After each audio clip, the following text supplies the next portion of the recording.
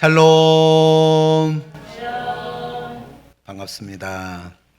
예수님께서 제자들에게 하신 인사가 샬롬이죠. 두려워서 떨고 있는 제자들에게 예수님께서 샬롬이라고 인사를 하셨습니다. 샬롬이라는 인사는 환경이 주장하는 것이 아니라 바로 내 안에 계시는 성령님께서 주장하는 것이 바로 샬롬입니다. 오늘은 사순절 네 번째 주일을 맞이해서 고난에 대한 반응이라는 제목으로 함께 하나님의 말씀을 전하겠습니다. 도스토옙스키는 40살의 빚쟁이들에게 쫓기는 신세가 되었습니다.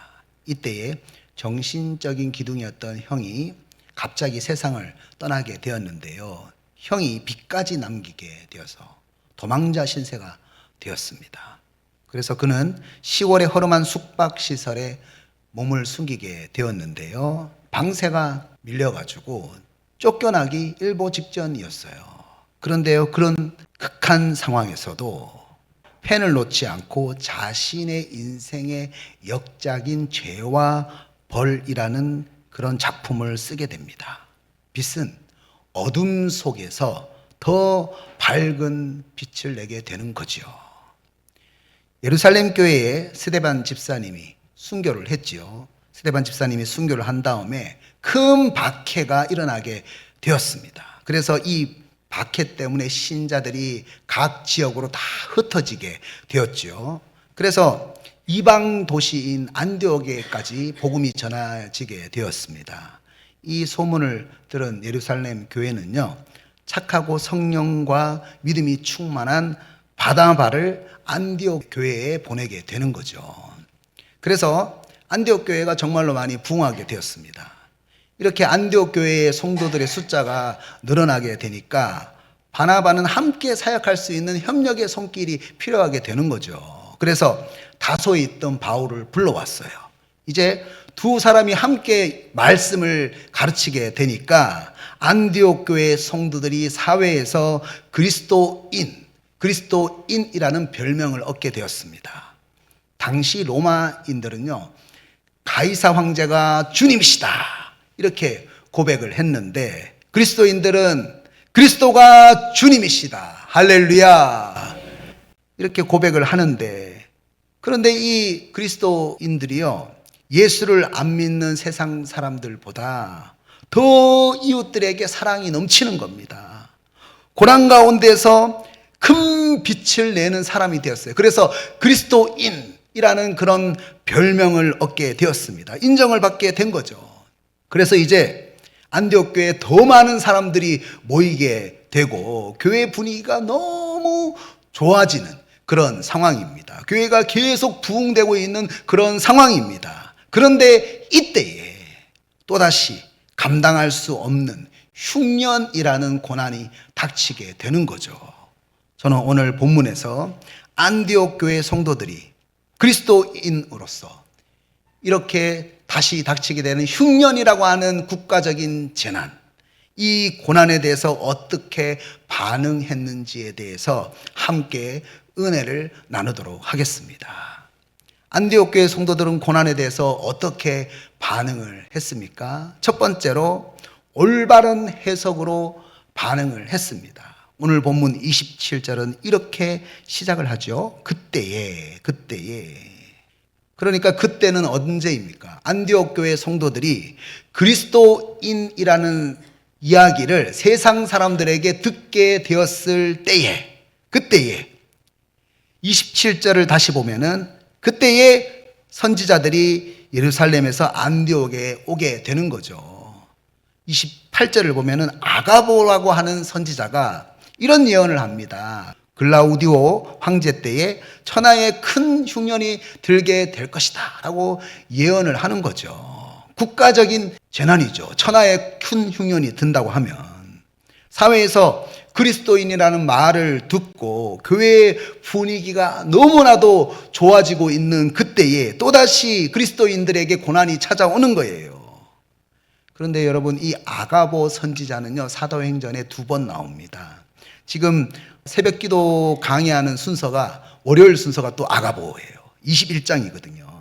2번의 그 예언을 하는데 두 번 다 고난의 상황을 예언을 합니다. 오늘 본문에서는 천하에 닥칠 흉년에 대해서 예언을 하고요. 사도행전 21장 10절을 보면은요, 아가보라는 선지자가 가이사랴에 있는 그 바울에게 오는데요, 11절에서 아가보가 바울의 띠를 가지고 가가지고 그 자기의 손과 발을 묶어가지고 이런 예언을 했습니다. 예루살렘에 가면 유대인들이 바울 사도를 이렇게 손과 발을 결박해가지고 이방인의 손에 넘겨줄 것이다, 이렇게 예언을 하는 거예요. 바울이 예루살렘에 가서 잡히게 되어서 결박당해서 로마로 가게 될 것을 예언을 했습니다.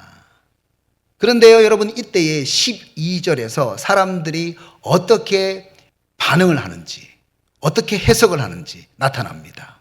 우리가 그 말을 듣고 그곳 사람들과 더불어 바울에게 예루살렘으로 올라가지 말라 권하니, 사람들이 바울이 예루살렘으로 가면 결박을 당하게 될 것이다 라는 그 아가보의 예언을 듣고 난 다음에 그 바울의 동역자들이, 성도들이 아가보에게서 이런 예언의 말씀을 듣게 된 것을 고난을 피하기 위해서 하나님께서 듣게 하셨다, 이렇게 예언을 해석했어요.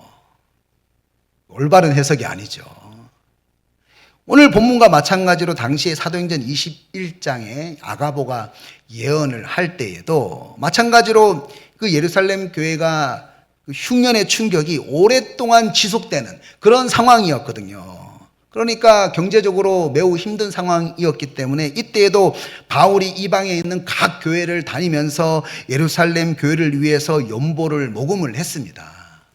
바울은 예루살렘 교회에 가서 선교 보고도 하고 연보를 전달한 다음에 로마로 갈 계획이었거든요. 하나님께서 미리 말씀하신 그런 사명이었어요. 그래서 바울은 이 사명을 완수하기 위해서 죽음도 두렵지 않다, 이렇게 고백을 했는데요. 사도행전 21장에서 수많은 사람들이 그 아가보의 예언에 대해서 하나님께서 피신하기 위해서 이 예언을 알려주셨다, 이렇게 해석을 했지만 바울은 자신이 예루살렘에 가게 되면은 손과 발이 묶이게 되어서 이방인에게 넘겨지게 된다는 이 아가보의 예언을 어떻게 해석을 했습니까? 바울은 사도행전 21장 13절에서 이렇게 해석을 했습니다. 다가올 고난을 잘 이기고 사명을 잘 완수하기 위해서는 죽음도 두려워하지 않도록 내가 더욱더 영적으로 무장해야 되겠다, 각오를 다져야 되겠다, 더욱 영적으로 준비해야겠다는 음성으로 해석을 했다는 거예요. 더욱 영적으로 무장하고 각오를 다지게 만드는 음성으로 해석을 했습니다. 그렇다면 다시 오늘 본문으로 돌아가서 똑같이 아가보가 고난에 대해서, 흉년에 대해서 예언을 했습니다. 이번에는 천하의 흉년이 닥치게 되는 국가적인 재난에 대해서 예언을 했어요.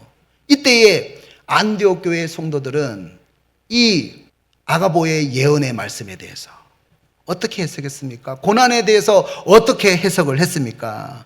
보통 사람들은 이런 국가적인 재난이 생기게 되면 하나님이 나보고 피하라고 신호를 주시는구나, 이렇게 해석을 하겠죠. 그런데요, 안디옥 교회 성도들은요, 이런 고난을 그리스도인으로서 구제할 수 있는 기회를 하나님께서 주셨구나, 그리스도인으로서 내가 세상의 빛과 소금이 될 수 있는 하나님께서 기회를 주셨구나, 이렇게 해석을 했다는 것입니다. 또다시 사회에 그리스도인으로서 도움을 줄 수 있는 기회, 빛을 발할 수 있는 기회 하나님이 우리에게 주셨구나, 이렇게 해석을 했습니다. 왜 분위기 좋은 안디옥 교회에 흉년이라는 재난이 미리 예고가 되었습니까? 이제 안디옥 교회 성도들이 이 아가보의 예언의 말씀을 믿는다면 흉년이 다가올 것을 미리 알았기 때문에 미리 대비를 하겠죠. 그리고 사도행전 11장 29절에서 마침내 흉년이 생겼을 때에 고난 가운데 있는 사람들을 구제할 수 있도록 영적으로 준비하게 하셨던 겁니다. 여러분, 이 말씀을 보면서 어떤 이야기가 떠오르십니까? 구약에 있는 요셉 이야기와 너무 비슷하다는 생각이 들지 않습니까? 요셉은 7년 풍년 후에 7년 흉년이 온다는 것을 알았습니다. 국가적인 재난을 알았습니다. 그래서 곡식을 저장한 다음에 수많은 백성을 구제했어요. 요셉의 꿈의 해석은 자기가 총리가 되기 위한 수단이 아니라 많은 백성들을 구원하기 위한 해석이었다는 거예요. 요셉이 처음 부모님들과 형들 앞에서 꿈에 대해서 자랑을 할 때는요, 올바르게 꿈에 대해서 해석하는 능력이 없었습니다. 그래서 그 요셉이 그 꿈을 다른 사람 앞에 자랑하는 수단으로 삼았습니다. 다른 사람을 화나게 하는 수단이 되었습니다. 그런데 요셉이 오랜 고난 끝에 그 꿈이 나를 자랑하고 드러내기 위해서 있는 것이 아니라 많은 사람들을 구원하기 위해서 올바르게 해석하게 될 때에 그는 하나님의 놀라운 구원의 도구가 되었다는 거예요. 하나님이 쓰시는 사람이 되었다는 것입니다. 그래서 우리에게 필요한 것이 무엇입니까? 올바른 해석이 필요한 거예요. 사실 저는 이 본문을 수요일 날 묵상을 했어요. 그리고 이제 새벽에 이 말씀을 계속 붙잡고 기도를 하는데요. 하나님께서 우리 교회가 산불 때문에 힘들어하는 이재민을 돕는 교회가 됐으면 좋겠다라는 마음을 계속 주는 거예요. 저는 계속 본문을 바꾸려고 노력하고 있고 하나님이 기도할 때마다 그 마음을 계속 주시는 거예요. 그래서 제가 끝에 이렇게 기도를 했어요. 하나님, 저희 교회 무료 급식도 하고 있잖아요. 이남동 경로당에 가서도 급식 봉사하면서 복음 전하고 있잖아요. 천천히 할게요.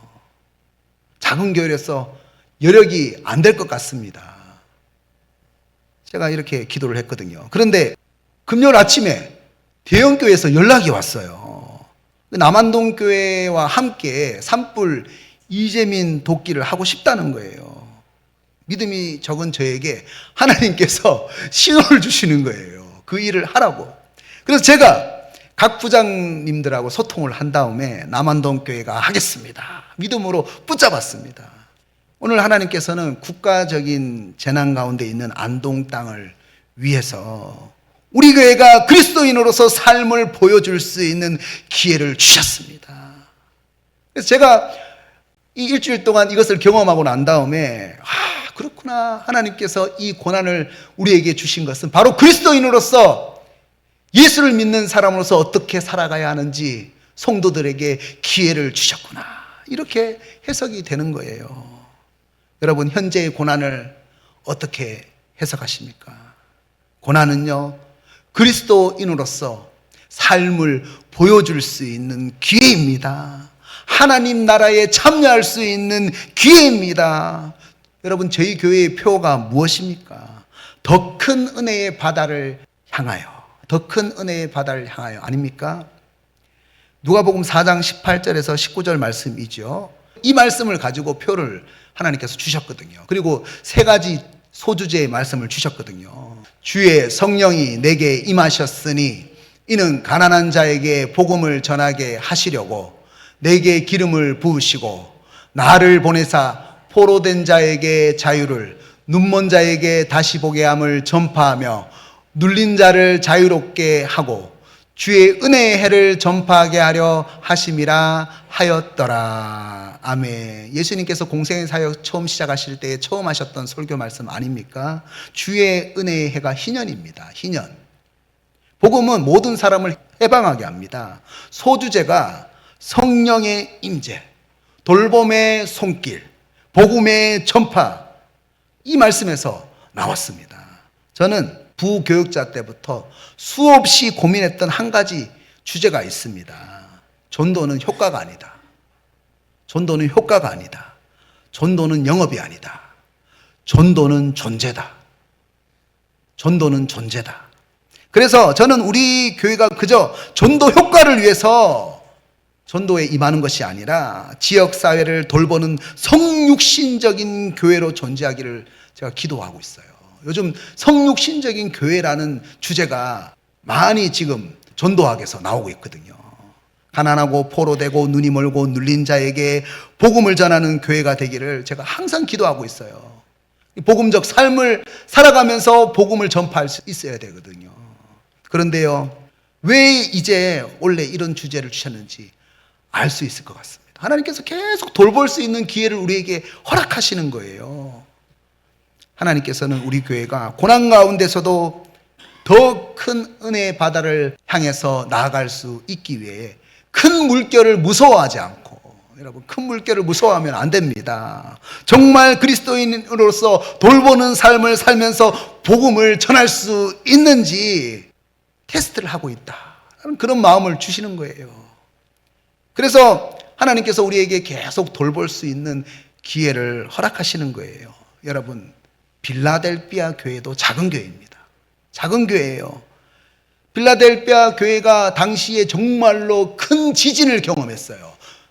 국가적인 재난을 경험했습니다. 그런데도 불구하고 그 지역을 떠나지 않고 어려운 이웃을 돌보면서 복음을 전파하는 삶을 살았어요.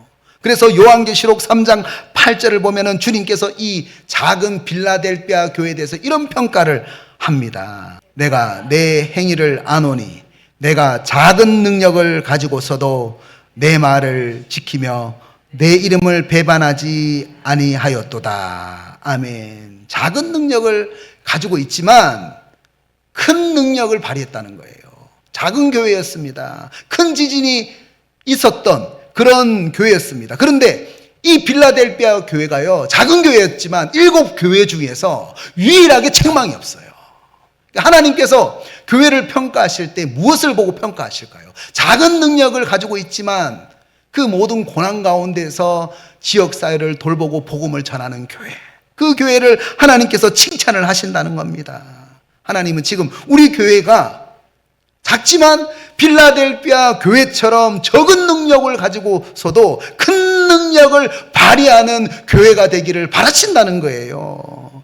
오늘 이 말씀을 마음에 새기시고 오늘 우리에게 있는 고난을 그리스도인으로서 더욱 이웃을 사랑할 수 있는 기회로 해석하시기를 주님의 이름으로 축복합니다. 안디옥 교회 성도들은 고난에 대해서 어떻게 또 반응을 했습니까? 두 번째로 풍성한 참여로 반응을 했습니다. 당시 그 이방인 그리스도인들보다 예루살렘에 살고 있는 유대인들은요, 상당히 사회생활이 힘들었습니다. 왜냐하면 당시에 이방인 사회에서는 예수를 믿게 되더라도 약간의 핍박은 있었지만 생계에 위협을 당할 정도는 아니었거든요. 그런데 예수를 믿는다는 이유로 유대인 사회에서 추방이 되면은 생계가 어려워졌습니다. 그래서 안디옥 교회가 예루살렘 교회를 돕기로 결정을 하게 되는 거예요. 그런데 29절을 보면은 어떻게 돕는다고 말씀을 하고 있습니까? 제자들이 각각 그 힘대로 유대에 사는 형제들에게 부조를 보내기로 작정하고 어떻게 도왔습니까? 각각 그 힘대로 도왔습니다.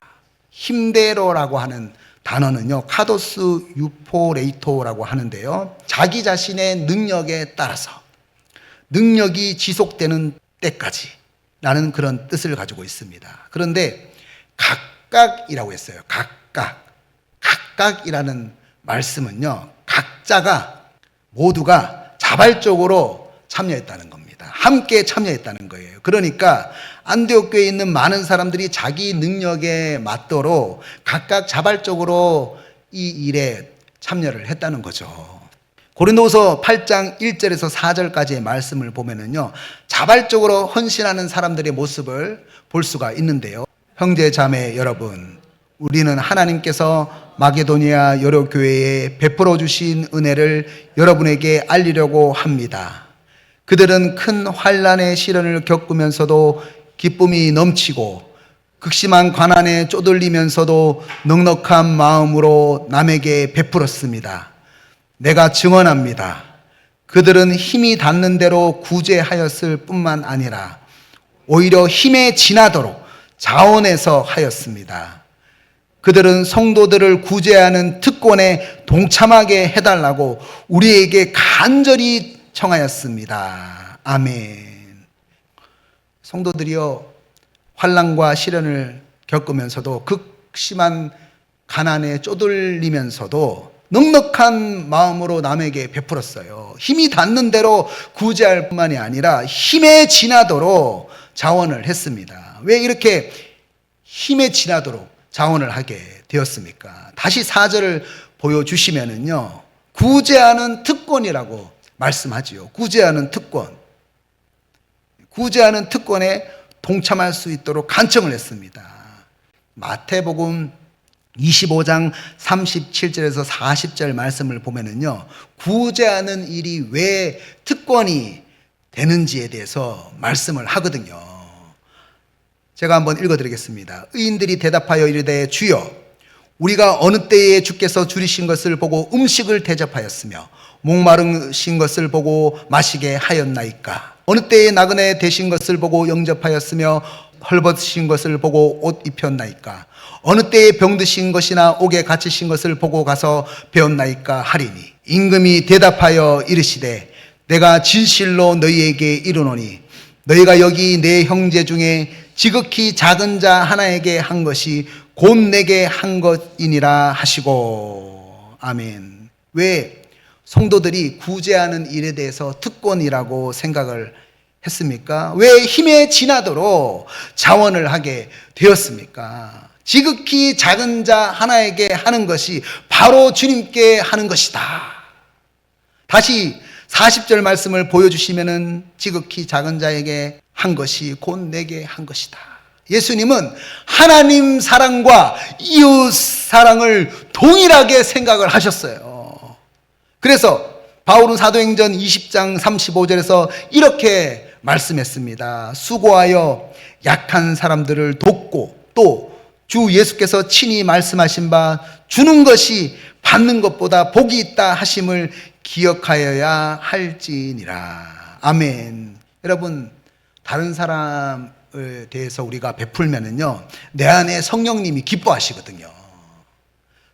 내 마음이 시원해집니다. 그렇기 때문에 여러분, 받는 사람보다 주는 사람이 더 즐거운 거예요. 내 영혼이 살아나는 거예요. 더 복된 거예요. 그것이 바로 구제하는 일이 특권이 되는 이유라는 거예요.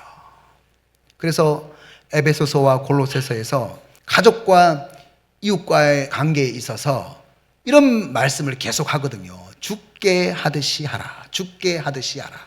모든 일을, 이웃을 대할 때에, 가족들을 대할 때에, 친척들을 대할 때에, 또 직장 동료들을 대할 때에 죽게 하듯이 하라는 말씀이 참 많이 나옵니다.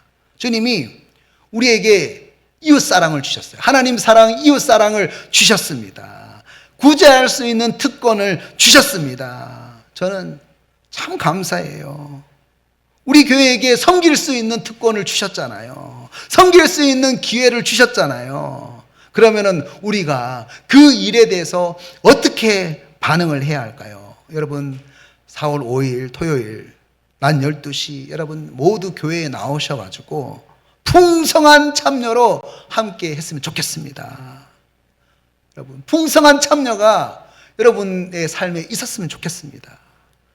톨스토이가 여행 중에 어느 여관에 머물렀는데요. 그런데 그 여관에 몸이 아픈 그 예쁜 딸이 있었습니다. 그 딸 아이가 톨스토이가 가지고 있는 그 빨간 가방이 너무 좋아 보였던 모양이에요. 그래가지고 딸 아이가 톨스토이에게 그 빨간 가방을 달라고 계속 얘기를 했습니다. 그래서 이 톨스토이가 지금 이 가방에 짐이 들어있고 여행 중이라서 줄 수가 없다. 나중에 들러가지고 가방을 주겠다. 이렇게 얘기를 했습니다. 이렇게 약속을 하고 약속을 지키기 위해서 다시 그 여관에 들렀습니다. 그런데요, 아이의 어머니가요, 톨스토이가 떠나고 나서 얼마 있지 않아서 아이가 죽었다는 거예요. 톨스토이는 그 아이의 무덤에 찾아가서 비석에 이런 글을 썼습니다. 사랑을 미루지 마라. 사랑을 미루지 마라. 그래서 야고보서 2장 15절에서 16절까지 이렇게 말씀을 하는 거예요. 만일 형제나 자매가 헐벗고 일용할 양식이 없는데 너희 중에 누구든지 그에게 이르되 평안히 가라, 덥게 하라, 배부르게 하라 하며 그 몸에 쓸 것을 주지 아니하면 무슨 유익이 있으리요. 무슨 유익이 있으리요? 우리는 복음적 삶은 전혀 없고 복음적 메시지만 강제로 강요하는 삶에서 벗어나야 돼요. 복음적 삶을 살아가면서 복음적 메시지를 전해야 됩니다. 지금 당장 구제를 베풀면서 사랑을 나눌 수 있는 그 특권과 주님께 사랑을 고백할 수 있는 그 특권을 놓치게 된다면 우리는 다시 그 기회를 붙잡을 수 없을지도 모릅니다. 우리는 그 구제할 수 있는 특권을 붙잡을 때에 그리스도인으로서 유익한 삶을 살 수가 있다는 거예요. 무슨 유익이 있으리요? 라고 얘기했잖아요. 그리스도인으로서 정말로 유익한 삶을 세상 사람들에게 보여줄 수가 있다는 것입니다. 오늘 이 말씀을 마음에 새기시고 주님을 사랑하는 마음으로 각각 자기 능력에 따라 자원하는 마음으로 구제하는 특권에 풍성하게 참여하시기를 주님의 이름으로 축복합니다. 이제 말씀을 적용하겠습니다. 찰스 스펄전 목사님은 이렇게 말했습니다. 빛 속에서 하나님을 신뢰하는 것은 아무것도 아니지만 어둠 속에서 하나님을 신뢰하는 것은 믿음입니다. 옛날에 서양에서는 어머니들이 결혼하는 딸에게 진주를 주는 풍습이 있었다고 합니다. 진주는 조개 안에서 만들어지지요. 조개 몸속에 들어온 모래알이 조개살에 박혀서 고통을 줄 때에 조개가 즙을 짜내가지고 그 모래알 주변을 감싸고 또 감싸는 거예요. 그러면 동그랗게 돼가지고 이 조개살에 고통을 주지 않게 되는 거죠. 그렇게 몇 년이 지나면 진주가 되는 거예요. 고난이 진주를 만들게 되는 거죠. 우리가 살아가는 인생에도 고난이라고 하는 모래알이 들어올 때가 있습니다. 이때 우리는 고난에 대해서 어떻게 반응을 해야 할까요? 첫 번째로 고난에 대해서 올바르게 해석을 해야 합니다. 안디옥 교회 성도들처럼 바울처럼 요셉처럼 오늘 우리에게 있는 이 고난을 그리스도인으로서 더욱 이웃을 사랑할 수 있는 기회로 해석을 해야 합니다. 두 번째로 고난의 때에 풍성한 참여로 나아가야 합니다. 예수님은 하나님 사랑, 이웃 사랑을 동일하게 말씀하셨습니다. 하나님 사랑하면서 이웃을 사랑하지 않을 수가 없어요. 그래서 우리가 각각 자기의 능력에 따라 자원하는 마음으로 우리가 구제하는 특권에 참여하는 거예요. 하나님 우리에게 구제하는 특권을 기회로 주신 거예요.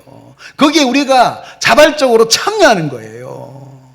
오늘 이 말씀을 깊이 마음에 새기시고 고난에 대해서 올바른 해석과 풍성한 참여로 나아가서 고난 가운데 진주와 같이 빛나게 사용되시기를 주님의 이름으로 축복합니다. 축복합니다.